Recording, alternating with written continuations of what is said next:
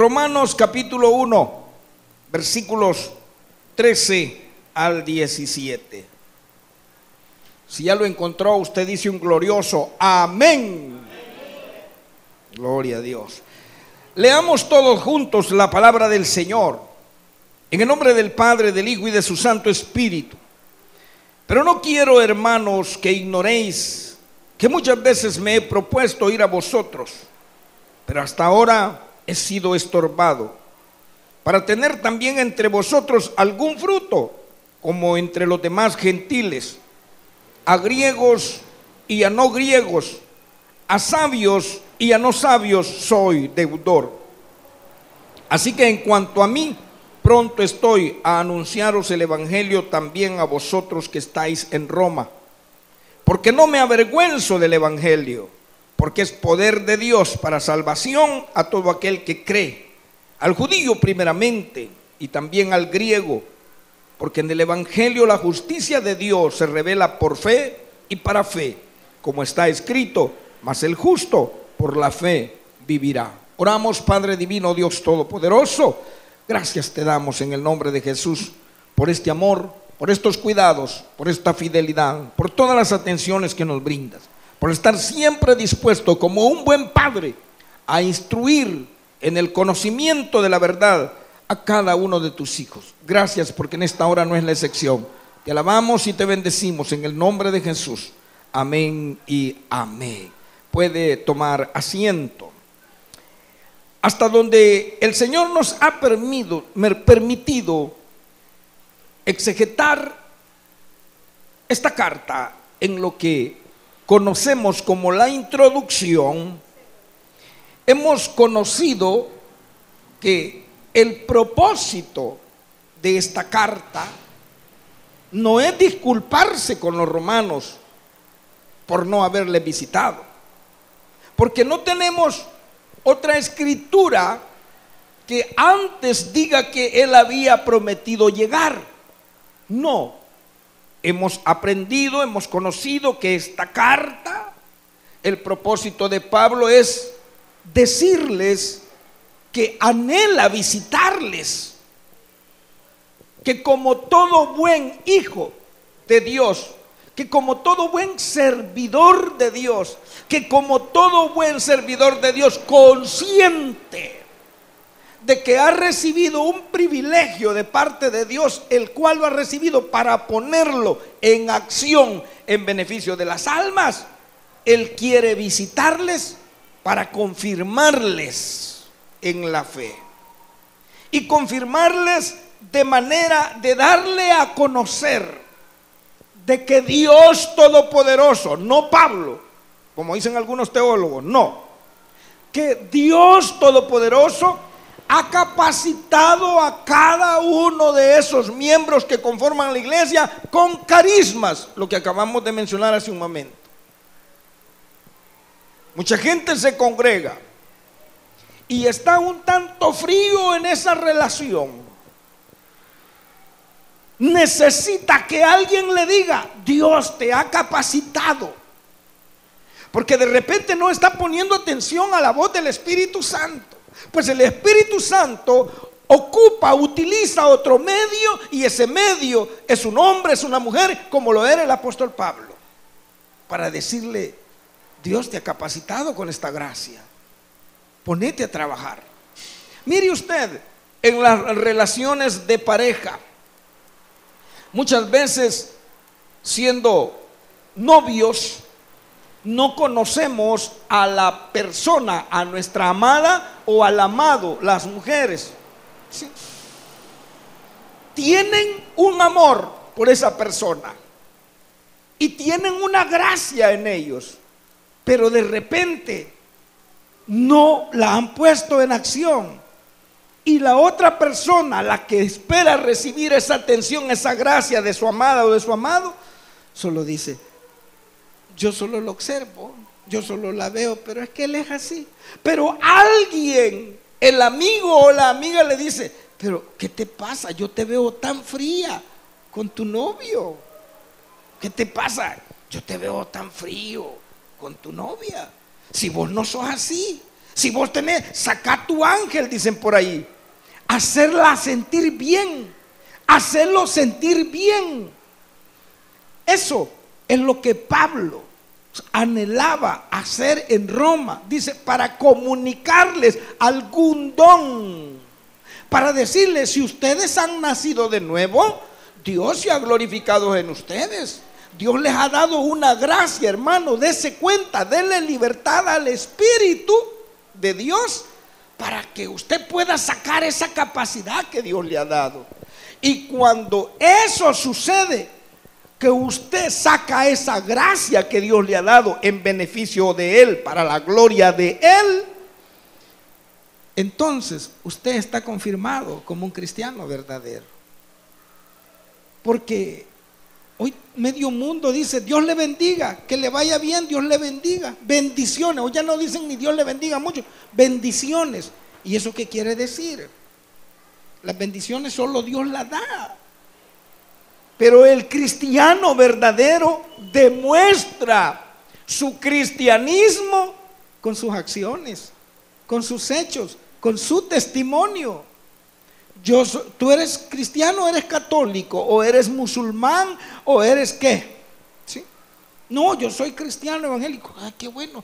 ¿Y en qué ministerio estás sirviéndole al Señor? ¿Qué es eso? No, pues estás sirviéndole al Señor, estás trabajando en alguna área. No, si yo no sé. No, si eres un hijo de Dios, si eres una hija de Dios, Dios está en ti. Y más de una capacidad especial ha depositado en ti. Si tú dices, sí, estoy sirviéndole en esto, en A, en B, en C, en X, Y o Z, gloria a Dios, usted está confirmado como un hijo de Dios. La salvación sí es por fe, pero la fe, que es creer, se demuestra con los hechos. ¿Alguien lo cree? ¿Usted cree que su esposa, subamos de nivel, ¿vea? Estábamos en novios, usted cree que su esposa, bueno, hay muchos jóvenes, ¿vea? Quedémonos en los novios, pues, usted cree que su novia o su esposa está feliz porque usted le diga, usted varón, que usted varón le diga a ella que la ama,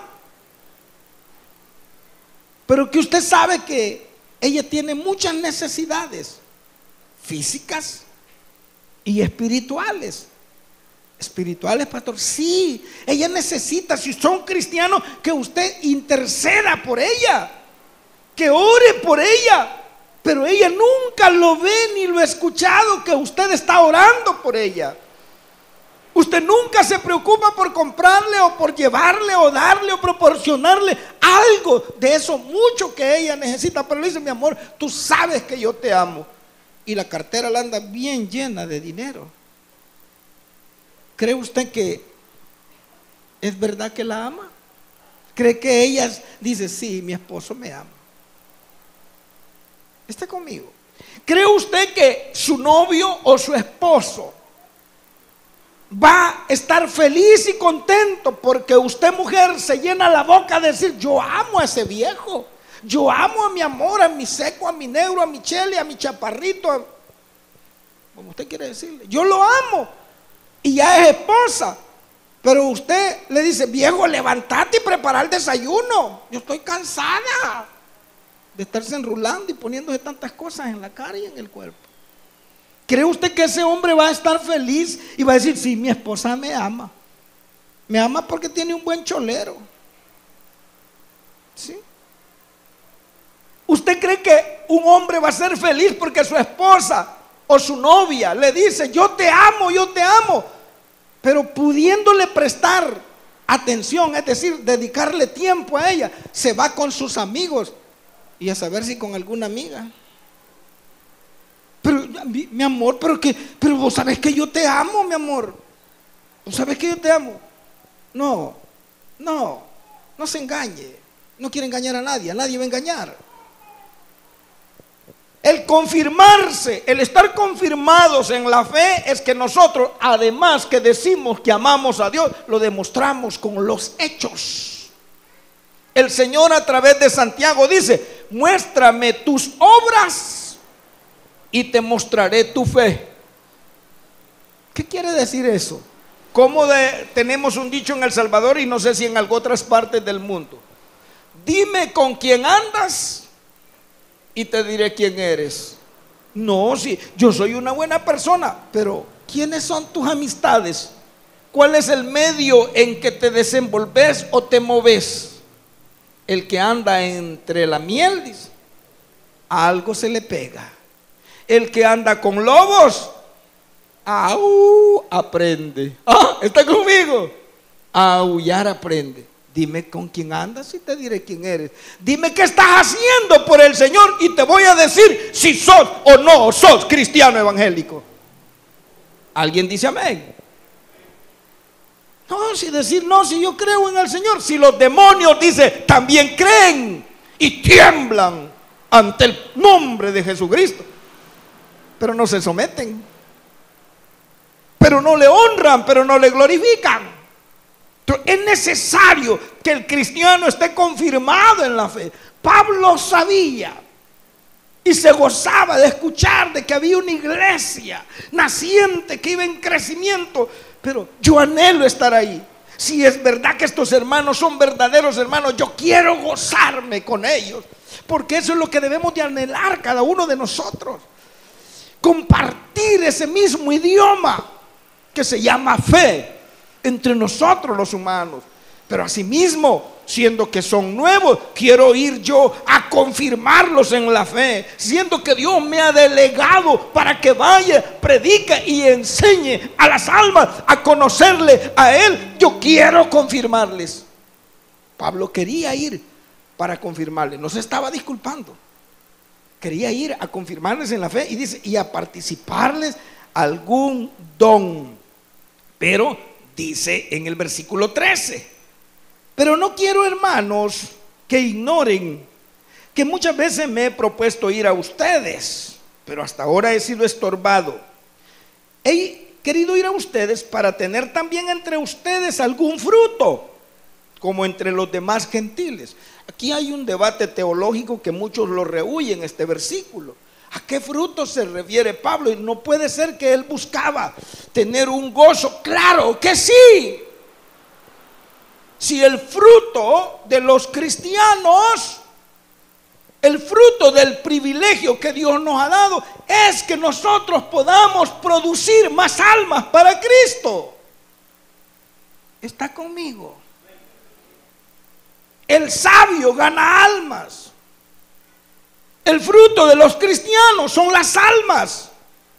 Pablo quería ir, sí, ustedes son cristianos, quiero ir allá, pero muy probable es que en medio de ustedes, los creyentes que están en Roma, haya gente que todavía solamente llega a escuchar, pero realmente no se haya convertido. Quiero ir para ver si yo también puedo obtener un fruto como entre las demás naciones. ¿De qué está hablando? De todas las almas que había ganado para Cristo. Quiero ir a ver si gano a más de alguno para Cristo Jesús. Un creyente verdadero, una persona creyente que tiene claro, pero bien claro, que Dios le ha comisionado para llevar las buenas nuevas de salvación a las almas. Lo que espera, lo que anhela o lo que debe de esperar y anhelar es que hayan profesiones de fe para honra y gloria de su nombre, sabiendo que para Él es la honra y la gloria, pero la bendición es para nosotros. Nos sentimos honrados de ganar una persona para Cristo. Pablo se atrevía a llamarle a algunas almas, como a Timoteo, mi hijo en la fe. ¿Qué es ese bebé o esa bebé que tienen ahí ustedes? Es su hija. Pero ¿qué es lo que ha pasado entre ustedes dos? Han producido un fruto. ¿Amén o no ven? Igual allá a Moisés, igual a todos ustedes. Ustedes tienen un bebé, ¿verdad? Ustedes dos hermanos. Gloria a Dios, tienen fruto de ustedes. Han producido. ¿Sí? Pablo quería, anhelaba, dice, mire cómo dice el 13. Pero quiero, hermanos, pero no quiero que ignoren. O sea, quiero que sepan que muchas veces me he propuesto ir. Esto no es nuevo. Ya hace un tiempo que estoy queriendo ir a ustedes, pero muchas veces que me he propuesto he sido estorbado. Y he querido ir para tener también entre ustedes algún fruto, como entre los demás gentiles. Oiga esto en el 14. ¿Por qué quería? Ponga atención. Y por eso dije, hay un debate teológico, pero eso es. Pablo estaba hablando de querer ganar almas para Cristo. ¿Por qué? Dice el 14. A griegos y a no griegos, a sabios y a no sabios, soy deudor. ¿Qué es lo que está diciendo Pablo? ¿Tenía alguna transacción comercial con esta gente que no conocía a Pablo? Y que aunque ya vamos a ver al final, vea que muchos de los que estaban en Roma sí los conocía. No, pero no tenía ninguna transacción. ¿Qué es lo que está diciendo? ¿Por qué es deudor? Porque Dios le privilegió con un don, con un nombramiento, con una comisión para que la llevara a cabo. Y si no la lleva a cabo, él está en deuda con aquellas personas que lo comisionaron y con los que esperan ser servidos por ese, valga la redundancia, servidor. Amén o no amén. Usted y yo somos deudores de Dios en beneficio de las almas. ¿A cuánta gente tenemos por qué hablarle o para qué hablarle? Y no lo hemos hecho. Porque a usted y a mí, a todos nos ha comisionado el Señor para ir, dice, por todo el mundo y predicar el evangelio. ¿A quién dice? A algunas personas, ¿verdad? Dice así. ¿A quién dice? ¿Y qué significa eso? ¿Y qué significa eso? A toda criatura. A todas las personas. A todas las personas, ir a toda criatura, para que el que creyere y fuere bautizado sea salvo. Entonces, si no lo hemos hecho, somos deudores, estamos en deuda. Pablo dice, soy deudor. ¿A quién? A griegos y no griegos, a sabios y a no sabios. ¿A quién se refiere con griegos? Fíjese, esto es bien importante. Mire, yo he batido, pero al final el Señor me dijo que lo que no sabía se lo pidiera al Señor, no a los hombres. ¿Por qué dice a griegos y a no griegos? Si a quien le está hablando o a quien se está dirigiendo era a gente que estaba en Roma. Por lo tanto, el gobierno, el imperio que se llevaba o se desarrollaba, se desenvolvía en ese tiempo era romanos. Ponga atención. ¿Por qué dice a griegos y a no griegos? Ahí no dice a romanos, ahí a no romanos. Porque fíjese usted que, ¿cómo le diríamos esto? ¿Qué preeminencia tuvieron los griegos? Su cultura fue tan sobresaliente que influenció aún a toda la gente del Imperio Romano. Fue tan influenciante el imperio griego que establecieron su idioma. Y aunque el idioma de los romanos era el latín, la lengua que más se hablaba era la griega. La cultura que habían asumido muchos en el imperio romano era la cultura griega. Y a eso se le conoció como el helenismo. Entonces Pablo dice a griegos, es decir, a la gente romana, pero que prácticamente vivía como un griego, ¿sí? Y a no griegos. ¿Y quiénes eran los no griegos? Usted ha escuchado una y otra vez que todas aquellas personas, llámele tribus, llámele poblaciones, que no pertenecían al imperio romano en sangre o por sangre, eran considerados bárbaros. La palabra bárbaros lo que significa es balbucear. Y ellos le llamaban así porque ellos no hablaban ni el griego ni el latín, sino que hablaban en dialectos muy diferentes, muy propios de ellos, ¿sí? Entonces ellos, como solo les veían balbucear, decían las tribus bárbaras. Pero de esa gente ya había muchos en Roma y ya estaban aún siendo parte de la iglesia. Pero asimismo había mucha gente que necesitaba conocer a Cristo. Entonces Pablo dice: yo estoy en deuda con los griegos o los romanos y con los no romanos, con los sabios y los no sabios. ¿Y a quiénes se refiere con los sabios?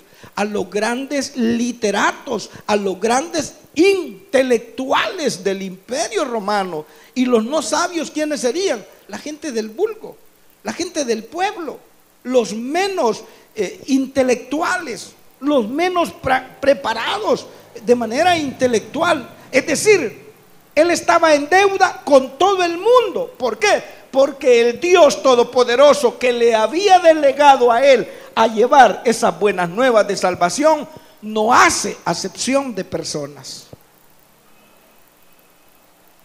Escuche eso: nuestro Dios no hace acepción de personas. Nosotros hoy mismo somos deudores ante Dios en perjuicio de las almas. ¿Cuáles? Todas. Todas. El más asesino, el que más hace daño a la sociedad, nosotros somos deudores. Tenemos que hablarles. Si ellos, conociendo la verdad, lo rechazan, usted salva su alma, es problema de ellos para con Dios. Pero nosotros tenemos el no. Yo, ¿cómo le voy a hablar si son tan malos? ¿Quién era usted? Al expresar de esta manera, yo no me puedo acercar a un homosexual a hablarle de Cristo. Yo no, como ese volado se pasa. Usted es más malo que él, porque le está negando lo que Dios le ha dado para que se lo dé a él. ¿Está conmigo? Si nosotros decimos: yo, ¿cómo voy a ir a donde una prostituta? Como si esa gente es perversa. Somos más perversos nosotros al pensar eso y tener esos escrúpulos espirituales. Dios no hace acepción de personas. Le dijo Dios a Abraham: bendeciré al que te bendijere y maldeciré al que te maldijere. En ti serán benditas todas las familias de la tierra. ¿Y quiénes son todas las familias de la tierra? Todo el mundo, hermanos. Las familias de la tierra, todo el mundo. Entonces nosotros, como Pablo estaba consciente de eso: soy deudor a griegos y a no griegos, a sabios y a no sabios. Yo soy deudor, estoy en deuda. Por eso tengo que ir allá a predicar, porque estoy en deuda. Y lo confirma en el 15. Así que en cuanto a mí, pronto estoy para anunciarles el evangelio también a ustedes que están en Roma. Oiga esto, oiga esto. Qué lindo, qué precioso. Y este es el tema de esta meditación: el poder del evangelio. Como Pablo estaba consciente de que estaba en deuda con esta gente, porque Dios le había comisionado, y aún Pablo sabía que esa comisión que le había dado ya era una realidad en su vida, una realidad de transformación. Pablo dice: no me avergüenzo del evangelio. Voy a ir a ustedes, voy a ir a la capital del imperio, voy a ir a donde está toda la realeza, donde está el poder, donde está la opulencia. Ahí también voy a ir. No tengo vergüenza, no tengo pena. ¿Y por qué hablaba Pablo eso? Porque Pablo, al ir a predicar el evangelio de Jesucristo, lo que iba a decir es que en aquel hombre que se dejó clavar en la cruz, que murió, que fue sepultado, estaba el poder de Dios. Es decir, que ese hombre era Dios. Pero ¿cómo le podían creer los griegos? ¿Cómo le podían creer los romanos? ¿Cómo le podían creer los bárbaros?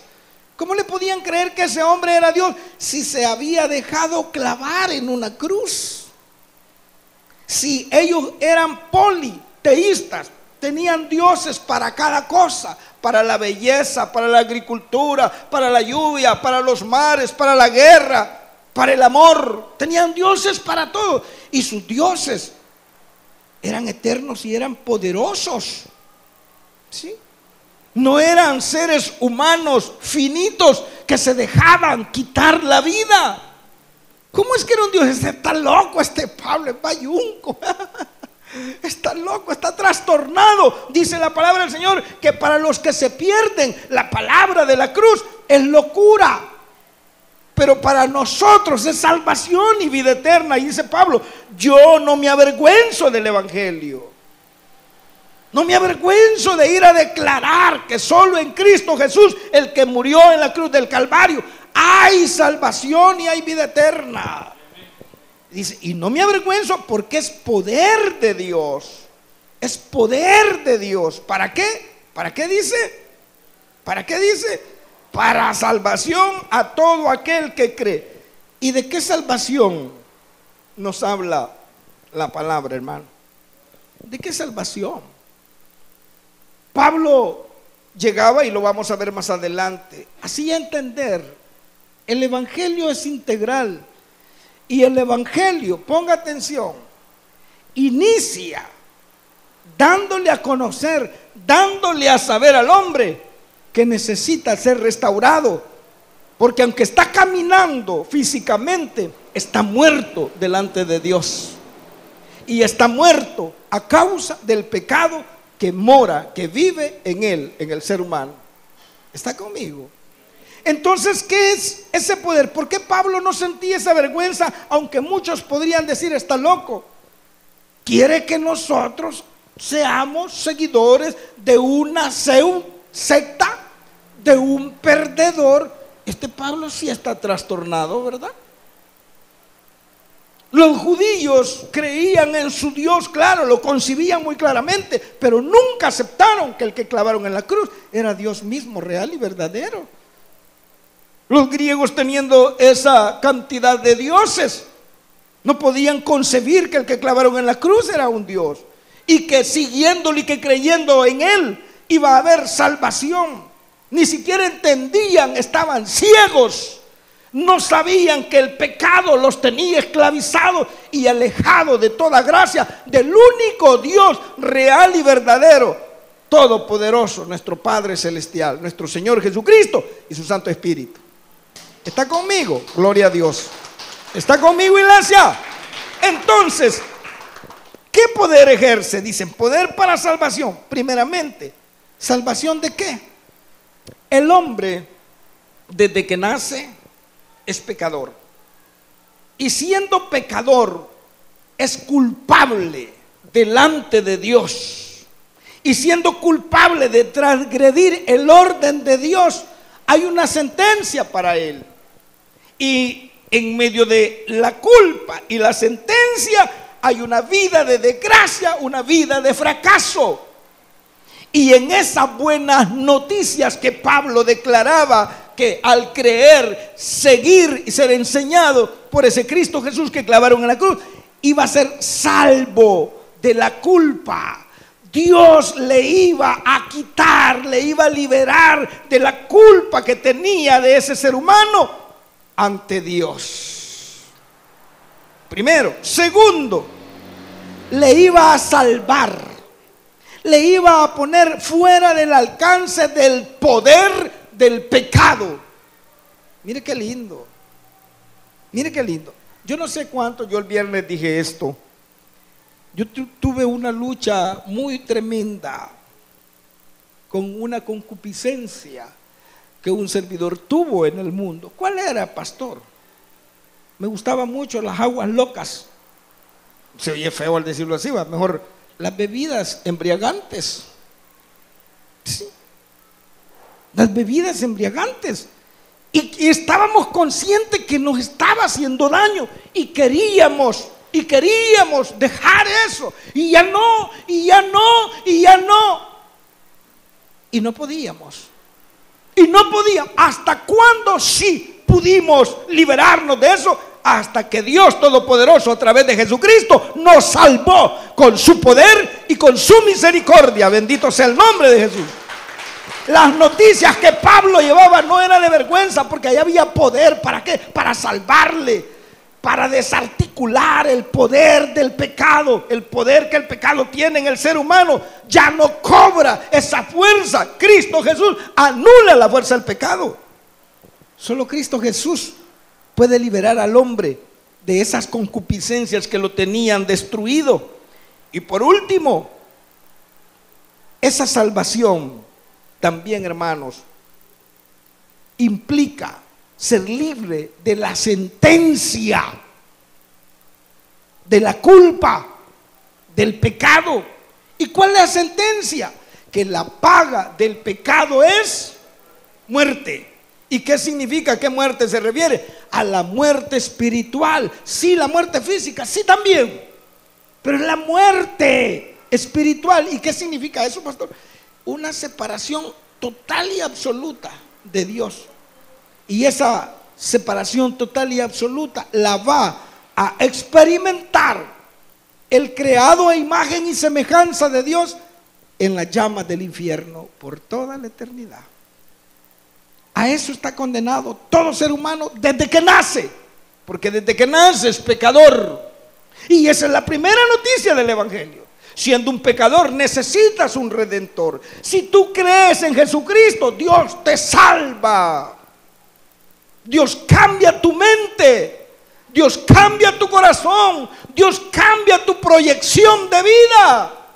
Dios te hace vivir una vida diferente, una vida en victoria. Bendito sea el nombre de Jesús. Porque ya el pecado ya no cobra esa fuerza, ya no tiene esa fuerza para arrastrarte, para encadenarte.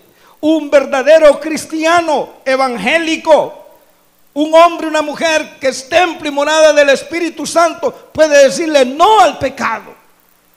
Sin Cristo, un hombre no le puede decir no a una mujer que se le pone a la orden. Pero un hombre cristiano verdadero le puede decir: Cristo te ama, muchas gracias, Cristo te ama. ¿Está conmigo? El pecado ya no puede dominarlo. Y de eso es lo que le salva el Evangelio. Y por eso Pablo dice: no me avergüenzo del Evangelio, porque es poder de Dios para salvación a todo aquel que cree, al judío primeramente y también al griego. ¿Por qué dice al judío primeramente? Primeramente porque la salvación que Dios ofrece vino a través de los judíos. Nuestro Señor Jesucristo fue judío, porque judío es el gentilicio por pertenecer a la tribu de Judá. Amén, pastor. ¿Está conmigo? La salvación viene de los judíos. ¿Sí? Nuestro Señor Jesucristo fue judío. Y Dios, cuando vino a salvar a la humanidad, primeramente vino y se reveló a aquellos que primeramente había escogido. ¿Quién? Su pueblo, Israel. A los suyos vino, mas los suyos no le conocieron, lo rechazaron. Por eso Pablo lo pone en este orden. Tiene que hablarles, tiene que declarar el Evangelio a los griegos y a los no griegos, a los sabios, a no los sabios. Pero primeramente dice, se debe a los judíos y también, ¿a quién más dice? ¿Qué dice? ¿Está conmigo? Judío primeramente y también al griego. Una vez más, ahí están involucradas toda la humanidad, toda la raza. Dios no hace excepción de personas. Terminamos leyendo el versículo 17. Porque en el Evangelio la justicia de Dios se revela por fe y para fe. ¿Qué es lo que está diciendo Pablo? Porque en el Evangelio, ponga atención, aquí hay otras cosas muy preciosas, hermanos. En el Evangelio se revela la justicia de Dios. Primeramente, hermanos amados, la justicia de Dios es la actividad salvadora, la actividad de gracia de nuestro Dios Todopoderoso. Y es en el Evangelio que Dios se da a conocer en esa voluntad de misericordia y de poder hacia la humanidad. Mire cómo dice el 17. Porque en el Evangelio la justicia, la gracia, la actividad salvadora de Dios se revela por la fe y para fe. Como está escrito, mas el justo por la fe vivirá. Ponga atención, mire qué lindo. Porque era tan importante que Pablo predicara esa palabra. Porque solamente, oiga esto, a través del evangelio Dios podía revelarle al hombre cuál es realmente la voluntad de Dios para con los hombres. El hombre que no conoce a Dios está engañado, está viviendo una mentira. ¿Cómo se cree un hombre que tiene 2, 3 o más mujeres para sí? ¿Cómo se cree? Campeón. ¿Cómo se cree un hombre que llega a un bar y pide una bebida y pide otra y le dicen, le quito los envases? No, mejor póngame un depósito aquí para que vean que soy ladrillo seco. Eso quiere decir un gran bebedor. ¿Está conmigo? ¡Qué engaño más terrible! Y no es sino es que a través del evangelio de Jesucristo que nos damos cuenta que estábamos viviendo una vida de mentira. Porque el orden que Dios tiene establecido para la humanidad es otro. Y ese solo se revela a través del evangelio. ¿Para qué? Para seguir creyendo y aprendiendo en él y crecer. Porque por esa fe es que nosotros vamos a vivir pegados a Dios Todopoderoso a través de Jesucristo. Amén, hermano. ¿Cuántos creen que esta es palabra de Dios? Entonces démosle un aplauso fuerte al Rey. Bendito sea el nombre de Jesús. Te alabamos, Padre.